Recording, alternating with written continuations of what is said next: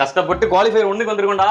இந்த மேட்ச் ஜெயிச்சோம்னா ஸ்ட்ரைட்டா ஃபைனலுக்கு போயிடலாம். அதனால நீ நல்லா ஆடு. கிரவுண்ட்ல ஒழுங்கா பேட்டிங் ஆடுறா.